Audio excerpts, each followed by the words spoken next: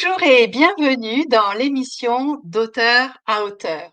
Aujourd'hui, nous allons partir dans un domaine, le domaine des âmes, avec mon invitée Catherine Roumanoff qui est explorée dans son livre. Et bon, pas que le seul livre, parce que Catherine a plusieurs vies en fait, en tant qu'artiste, plasticienne, designer, professeur de théâtre, hypnologue.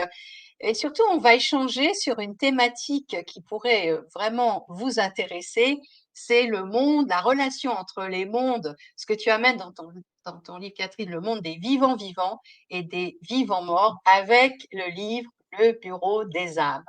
Donc, j'ai vraiment la joie de t'accueillir, Catherine. Bonjour. Bonjour Patricia et bonjour à tous, bien sûr. Donc, Catherine, pour commencer, quel message tu voulais faire passer en écrivant ce livre? Alors, c'est l'histoire. Donc, c'est un roman d'abord, c'est pas un manuel de développement personnel, donc je peux raconter tout ce que je veux. J'ai pas besoin d'expliquer les choses, il n'y a pas de pédagogie comme dans un manuel de développement personnel, parce que j'ai écrit des manuels évidemment de développement personnel, puis aussi des romans. Donc là, c'est mon troisième roman, et c'est l'histoire d'une médium qui s'appelle Coraline, surnommée Coco, et qui refuse ses dons au départ de médiumnité parce que même si même si elle a traversé beaucoup de choses avec ses dons, dans toute son enfance, elle a très peu été guidée. Et arrivée à l'âge de 25 ans, elle a plus l'impression que ça la dessert plutôt que ça la sert. Donc dans ce roman, je mets en scène cette médium et donc toute la relation entre le monde visible et le monde invisible. Donc mon message, c'est effectivement qu'il existe des choses, voilà, autour de nous ou à l'intérieur de nous que l'on porte, aussi des capacités qui peuvent se réveiller ou s'éteindre, qu'on maîtrise ou qu'on ne maîtrise pas, et que finalement c'est à chacun de nous de trouver sa propre voie. Donc pour elle, le chemin va être long, en fait le chemin c'est le livre, où il va lui arriver pas mal d'aventures, où elle va se réconcilier avec ses dons, parce qu'elle y est poussée par la vie. C'est-à-dire que il lui arrive un drame, et c'est parce qu'il lui arrive un drame qu'elle a besoin de rebondir, de s'en sortir, et donc qu'elle va utiliser ses capacités qu'elle ne voulait pas utiliser au départ. Et en même temps, se trouve vraiment l'interrogation profonde de trouver sa propre voie dans la médiumnité. Est-ce qu'elle est là pour servir les vivants? Est-ce qu'elle est là pour servir les vivants vivants ou les vivants morts? Voilà, elle va trouver son propre axe. Et je pense Oui, qu'on et pardon, vas-y. oui, et voilà, c'est une métaphore du chemin de vie, c'est-à-dire qu'on est là pour trouver notre propre mission de vie, notre propre axe, se développer dans l'axe qui nous fait le plus plaisir, mais qui nous donne le plus envie, qui nous ressemble le plus. Mais c'est un chemin qu'on peut mettre un petit peu de temps à trouver. Oui, c'est sûr que le chemin de vie et la clarification du chemin de vie peut prendre du temps, d'autant plus qu'aujourd'hui, je ne sais pas pour toi, mais moi je comprends que on peut avoir des axes de mission à un moment donné et puis qui peuvent complètement changer parce que on a exploré finalement l'ensemble des choses qu'on avait à explorer, à partager. Donc, je ne sais pas ce qu'il en est pour toi dans cette Alors, tu as dynamique-là. cité au début de l'interview effectivement pas mal d'activités. Donc, je ne suis plus designer pour enfants depuis une bonne dizaine d'années. Donc, effectivement, je cumule pas tout. Par contre, c'est vrai que je suis encore artiste plasticienne. Je fais encore des expositions. Il y a des tableaux faits avec des récupérations d'objets derrière moi. Et c'est encore une activité pour moi. Maintenant, je suis aussi animatrice, tu sais, sur la chaîne ABC Talk TV où j'anime une émission qui s'appelle Les Virtuoses de l'hypnose. Donc ça, c'est un nouveau métier qui m'est arrivé à peu près en même temps que toi, donc l'année dernière. Et donc, je suis à une quinzaine d'émissions maintenant, donc sur des sujets qui me passionnent. Mais c'est vrai de passer de l'autre côté, c'est-à-dire de recevoir finalement d'autres personnes qui font de l'hypnose. Pour moi, c'est effectivement très enrichissant. Donc voilà, donc effectivement, il y a des métiers qui se présentent au fur et à mesure de mon parcours. Donc après, je prends pas. Mais en tout cas, c'est vrai que je me limite pas. pour autant, il se peut que même s'il y a des métiers différents, il y ait quand même un fil rouge finalement qui te mène dans ce que tu sais que tu peux avoir à transmettre dans ces moments de grands changements finalement. Oui, et puis il y a plusieurs façons de faire les choses. Donc, il y a plein de façons de faire les choses. C'est-à-dire que même si on est à peu près au courant de sa mission de vie, on peut la faire, on peut l'accomplir de façon très différente. Donc, il y a pas de il faut pas, je peux pas. À un moment, il faut suivre son intuition pour arriver à faire les choses. Oui, et pour autant, et c'est ce qu'on retrouve dans le livre avec Coco ou Coraline, c'est OK, il y a quelque chose qui est là, qui est comme un don, et en même temps, moi, elle freine des cas de fer pour les raisons qui sont les siennes, pour Ce qui aller. lui est arrivé, il lui est arrivé des mésaventures. Donc, elle vit à Paris, voilà, elle a une vie.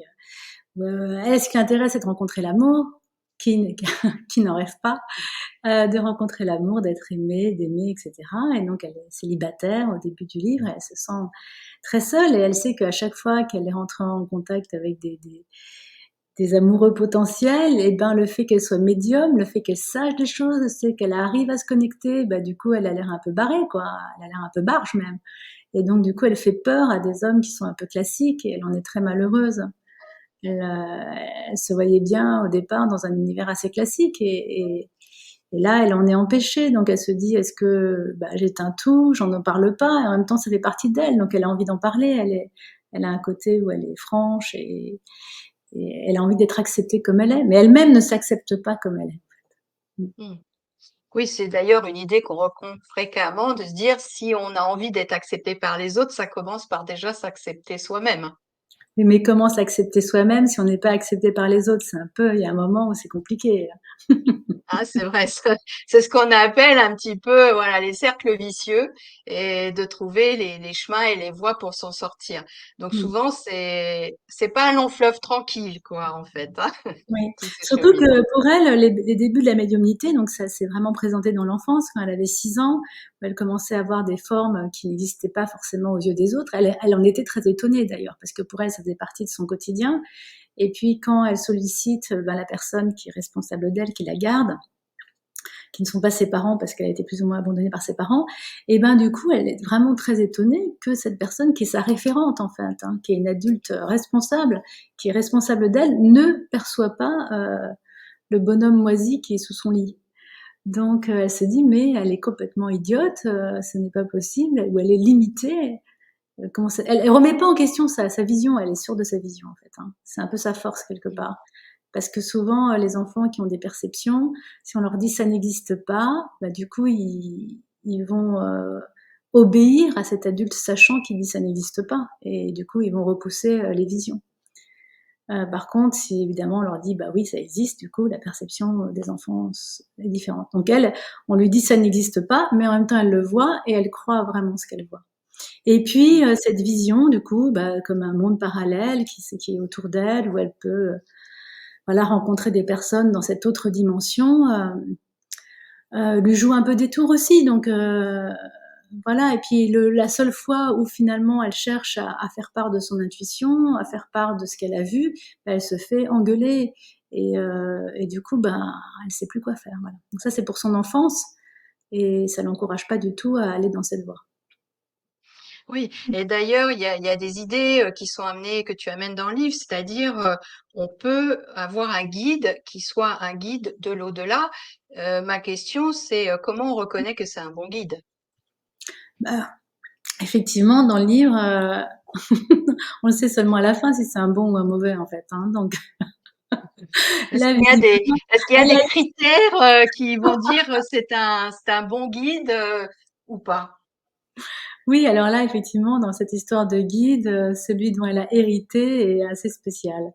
Et elle comprend pas exactement qu'est-ce qu'il fait là et pourquoi c'est lui qui l'accompagne. Et elle le perçoit pas comme un guide. Ou alors, ses messages sont tellement peu clairs que ça prête véritablement en confusion. Non, elle n'est pas vraiment aidée. Hein. Elle n'est pas vraiment aidée. Elle a plus que son intuition finalement pour un peu pour la guider. Et heureusement, elle se fait quand même dans ce livre bah, des tonnes d'amis.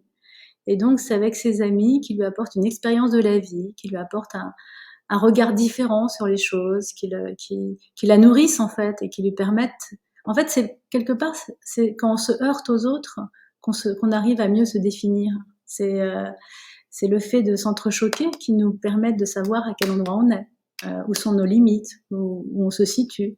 Si on est tout seul, on se heurte pas et donc on ne sait pas qui on est. Oui, donc c'est comme un message en fait de dire si jamais vous êtes confronté, enfant, adolescent ou adulte, avec une médiumnité qui est déjà présente ou en cours de développement, ne restez pas seul dans votre coin à tourner en boucle dans votre tête, quoi. Il y a un peu ce message-là, moi je trouve, qui passe dans ce livre. Mm. Voilà, il y a visiblement les êtres humains étant des êtres humains, avec toutes leurs qualités et tous leurs défauts, il y a des choses qu'on peut dire, il y a des choses qu'on ne peut pas dire. Il y a un moment où elle se confie au milieu du livre, elle trouve que être médium, c'est en faire son métier, c'est un horrible métier, parce que soit d'abord on est sollicité pour des cas difficiles, des cas où il y a beaucoup de tristesse, de malheur, de perte, de décès, de séparation douloureuse. Donc on est sollicité en cas de drame, donc on reçoit que des gens malheureux. Donc elle trouve que c'est déjà difficile de ne rencontrer que des gens malheureux.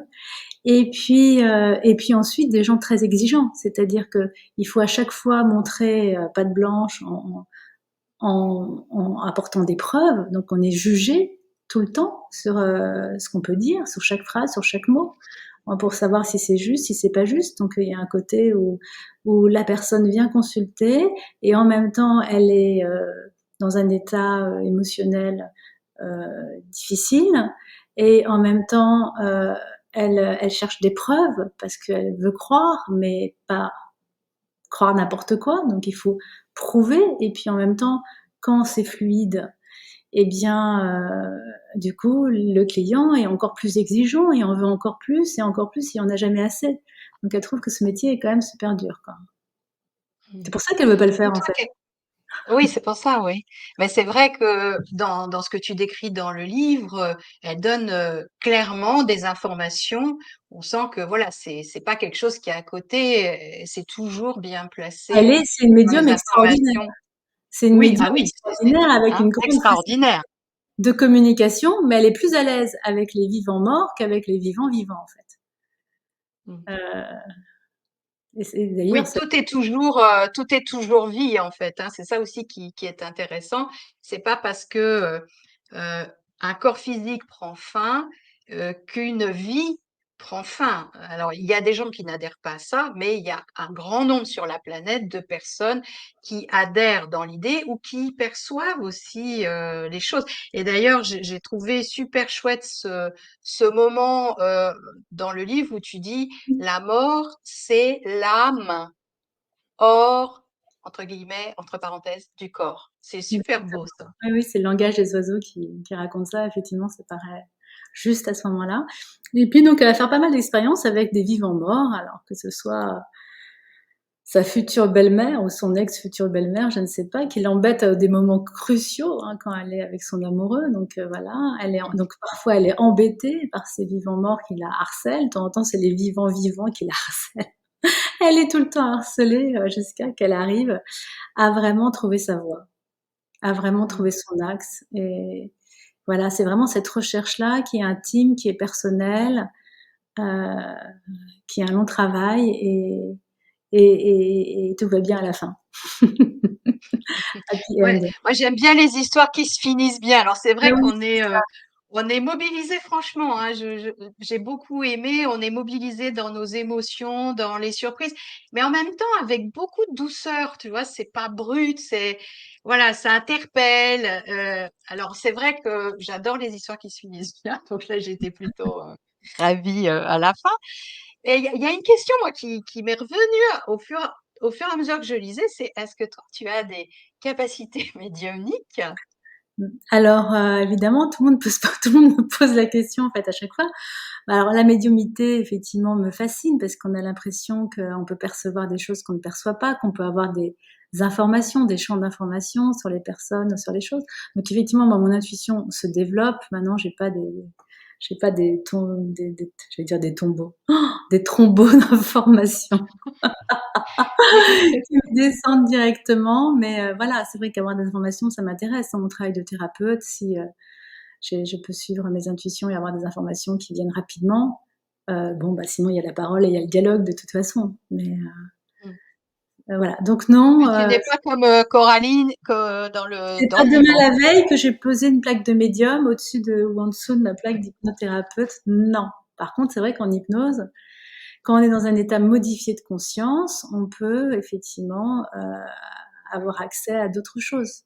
Donc, clairement, c'est ce qu'on appelle l'hypnose spirituelle en fait.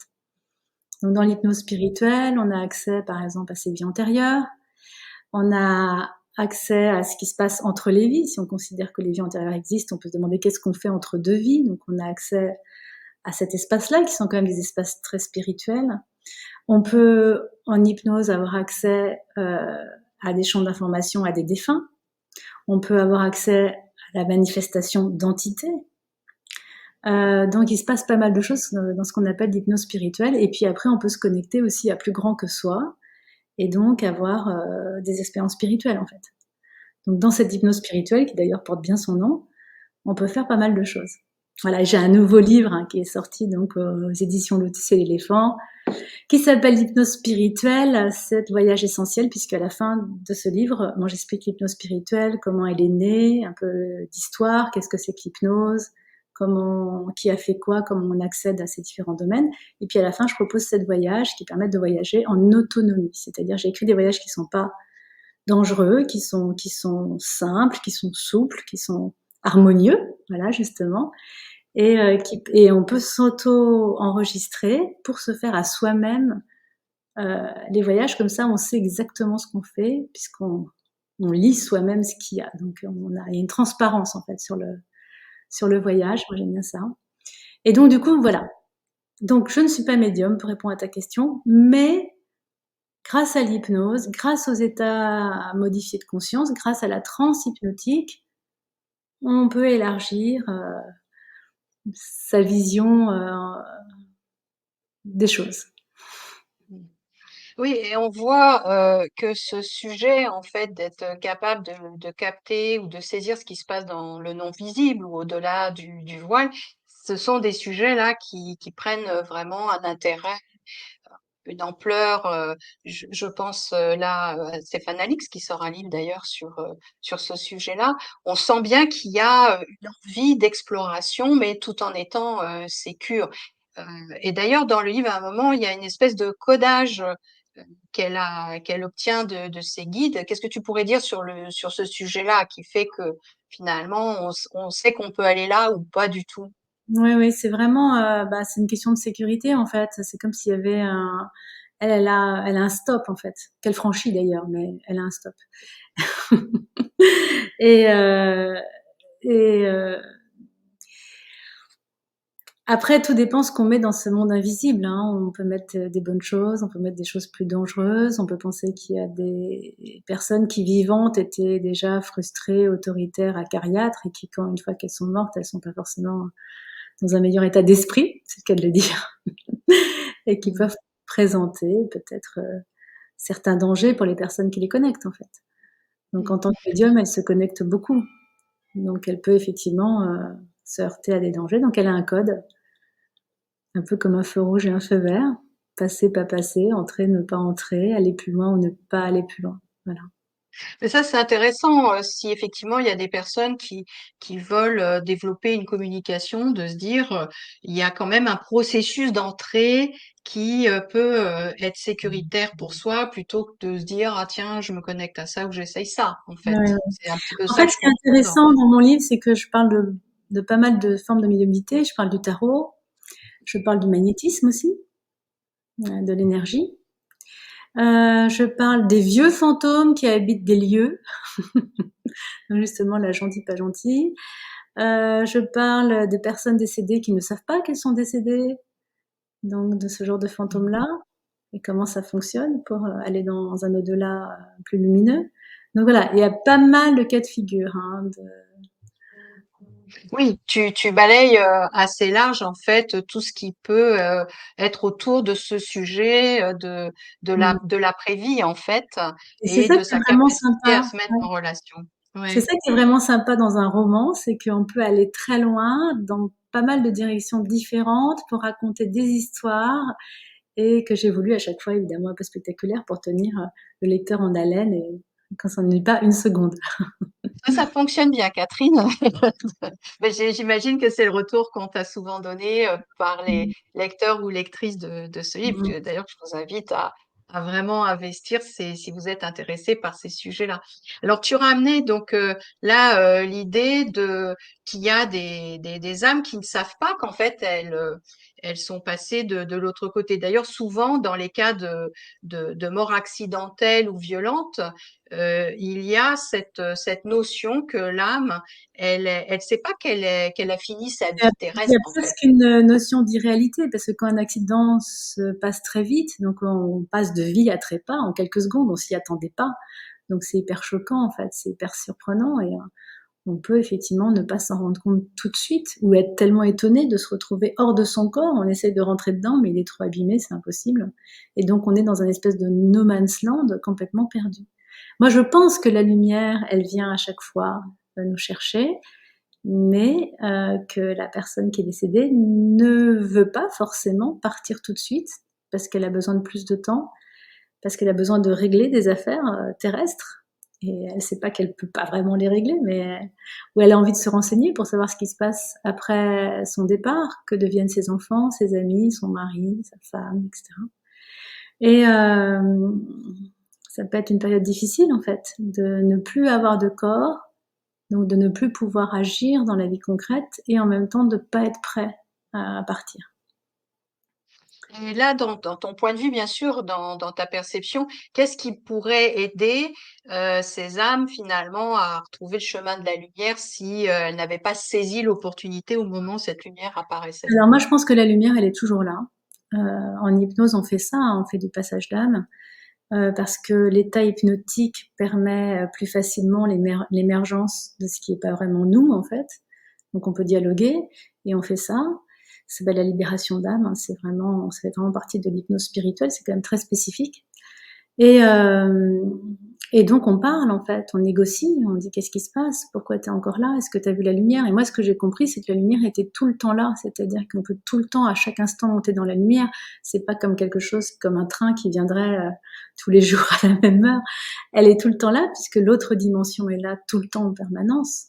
Mais souvent les entités ne le savent pas, c'est-à-dire qu'elles ne savent pas qu'elles sont libres en fait de partir. Elles ne l'imaginent même pas. Oui, elle ne le voit pas moi, j'ai aussi un axe de ce côté-là. Je te rejoins dans l'idée qu'à un moment, là, mais t'obscurcis finalement et n'est pas suffisamment en vibration haute pour pouvoir capter ça. Et c'est vrai que quand on accompagne comme toi, comme moi, comme d'autres, dans la transition d'âme, on peut dire qu'on est des passeurs ou des passeuses d'âme finalement. Mm. Enfin, en tout cas, avec ce dialogue qui est possible en hypnose, ben en fait, on leur explique, on peut leur dire vous êtes mort, et ils ne savent pas, alors il faut leur apporter une preuve.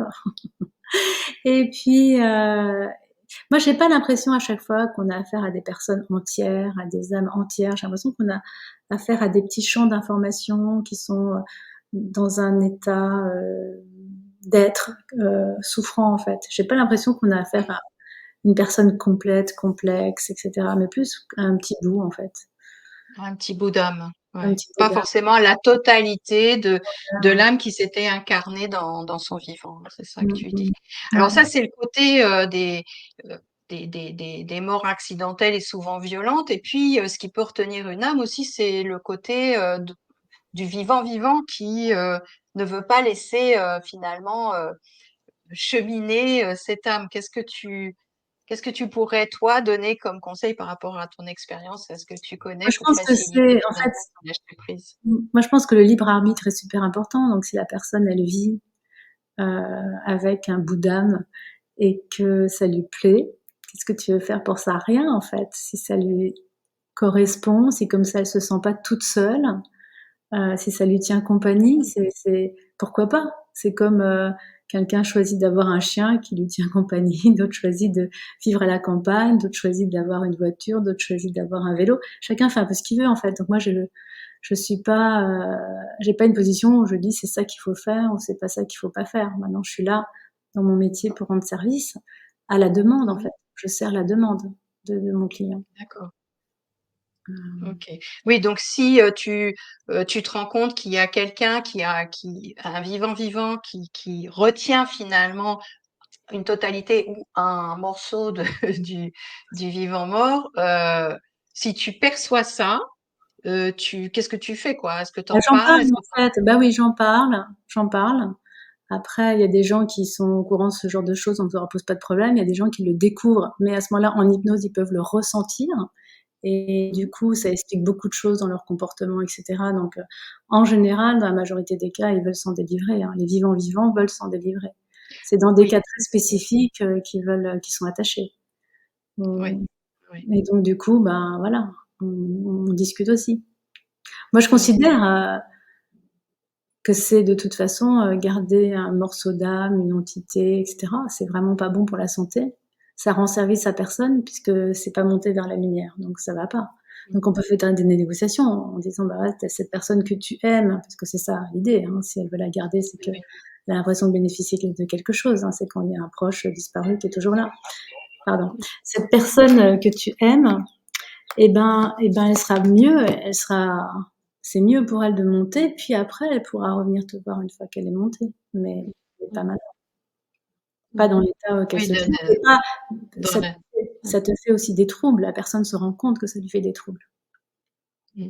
Mm. Oui, il y a quelque chose qui est pas, sain, en fait, hein, dans cette idée, mais le Oui, libre alors arbitre de temps en fait que temps, tu sais, il y a beaucoup de choses qui sont pas saines. Par exemple, les gens fument, ils savent que c'est pas bon pour la santé, donc c'est pas sain.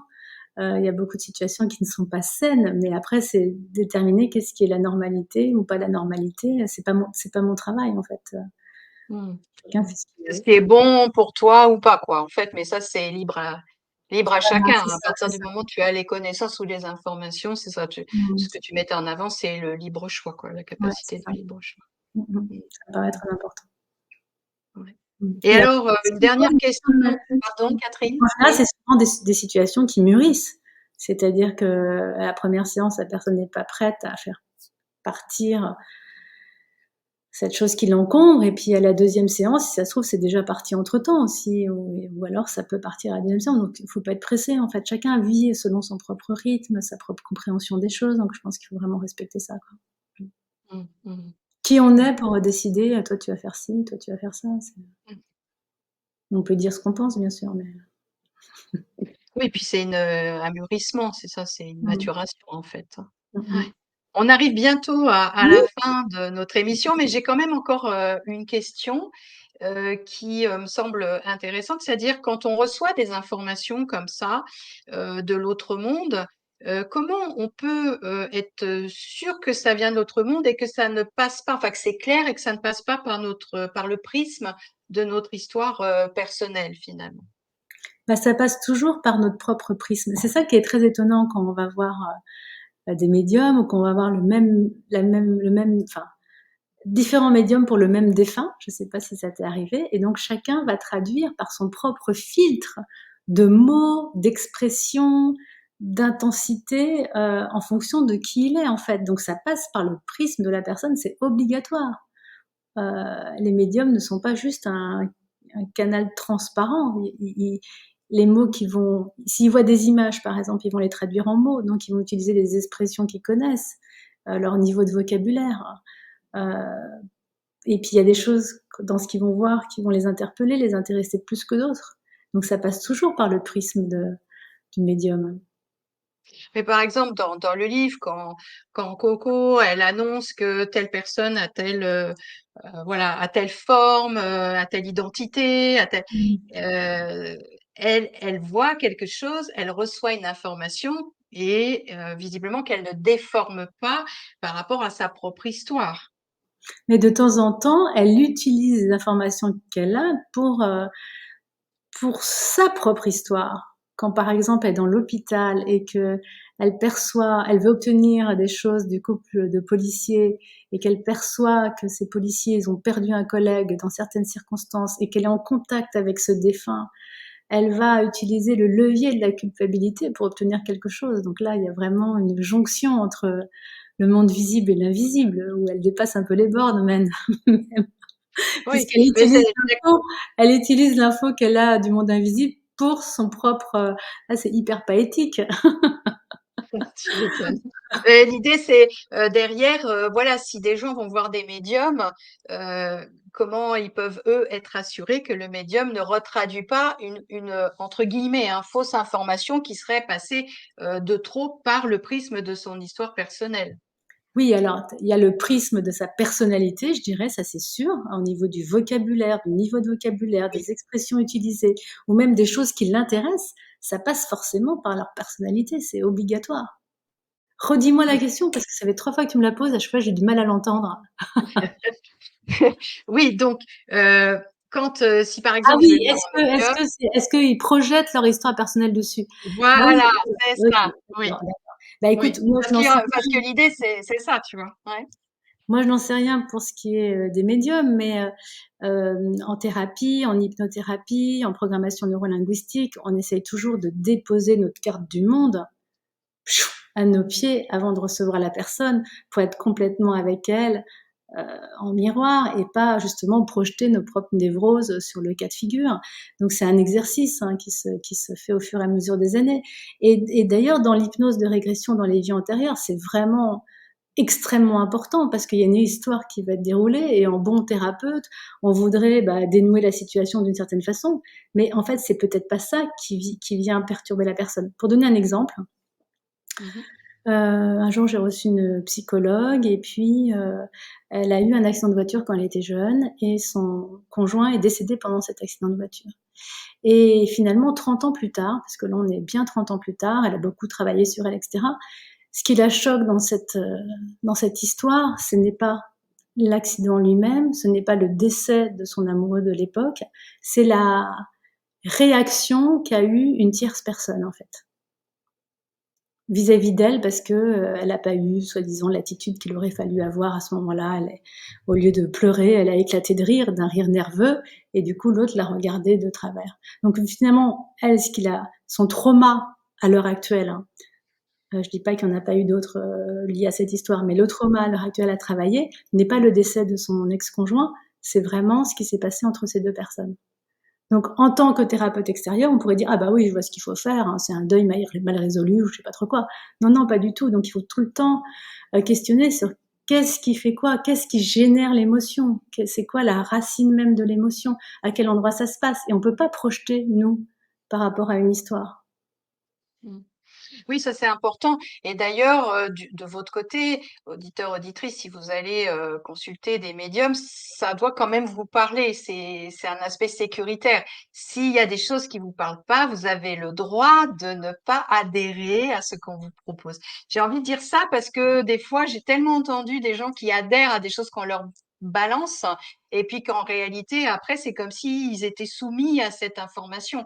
Est-ce que Bien sûr. Il y a des gens qui viennent me voir pour des consultations, bah, justement en hypnose régressive, donc voyage dans les vies antérieures, parce que quelqu'un leur a dit, une médium, une tierce personne, une kinésio ou je ne sais pas qui, lui a dit: «Toi, tu as eu une vie antérieure, dans les années, 20, où tu es morte assassinée» ou je sais pas trop quoi et c'est pour ça Mmh. que, ta ta ta ta ta ta ta. Donc du coup, ces personnes-là viennent me voir en disant: «Il faut que je me délivre de cette vie-là», mais c'est quelqu'un d'autre qui l'a dit et bah, non, moi je suis pas d'accord. Je suis pas d'accord, en tout cas sur les vies antérieures, je suis pas d'accord de que quelqu'un puisse dire: «Toi tu as eu ça, toi tu as eu ça», Mmh. je trouve ça vraiment très, très dérangeant. Et si quelqu'un le dit, de toute façon, vous avez le droit d'adhérer ou pas. Oui, Ça, c'est c'est ça, c'est aussi voilà, ouais, important à mais mettre en avant. c'est très perturbant, hein, Ben oui, je sais bien. c'est Ouais. ça. Mais toute suggestion est très perturbante, hein. Toute suggestion est très perturbante, dans la vie ou que quand justement on met quelqu'un en position haute, que ce soit un médecin qui dit: «Bah, voilà, bah, vous allez garder cette maladie toute votre vie, hélas», bah, du coup, ça nous empêche de guérir, en fait, puisqu'il y a eu cette prédiction. Donc que ce soit un médecin, que ce soit une médium, on est toujours impressionné par la parole de l'autre, ça s'appelle des suggestions. Donc les suggestions, ben, souvent on les prend, donc il faut parfois les remettre en question. Mmh. En tout cas, merci, merci beaucoup pour ce moment d'échange. Je réaffiche donc la couverture de ton livre, Le Bureau des âmes. Et donc, je vous invite vraiment à, si vous aimez ces sujets-là, c'est très prenant. On voit pas le temps passer. Enfin, moi, j'ai pas vu le temps passer dans cette lecture. Ça apprend plein de choses. Donc, je vous invite vraiment à Oui. l'investir. Et donc de découvrir, bien sûr, Catherine avec ses autres livres. Tu Hop, as, c'est écrit oui, gros. Et il y a combien de pages? 310 pages, voilà. ouais, ouais. Donc, un vrai plaisir. Alors, Catherine, si tu avais envie de faire passer un message en cette fin d'émission, qu'est-ce que tu aurais envie de dire à nos auditeurs et auditrices? Eh ben, je sais pas, j'ai envie de parler un petit peu de la mission de vie et simplement dire, parce que les gens ils se posent des questions, mais c'est quoi ma mission de vie, enfin c'est compliqué. Donc moi j'ai juste envie de dire que souvent la mission de vie c'est juste ce qu'on a envie de faire. Voilà. Ce qu'on trouve plaisir à faire, eh ben c'est notre mission de vie. Et c'est ça notre critère. Donc on n'a pas besoin de faire je ne sais pas trop quoi pour trouver sa mission de vie. C'est vraiment un sentiment intérieur qui nous dit là ça me plaît ou ça me plaît pas, ça me plaît, et ben voilà, c'est dans cet axe-là que j'ai envie d'aller. Beau message pour simplifier les choses. C'est selon l'harmonie intérieure ressentie, voilà. Merci, Catherine. Merci beaucoup pour ce moment d'échange. C'était un plaisir. Et donc, ben, je vous souhaite aussi de bien profiter de cette superbe histoire, ce superbe roman. Et donc, j'espère que cette émission elle vous aura plu. On se dit à la prochaine fois. À Au revoir à tout bientôt. le monde. À bientôt.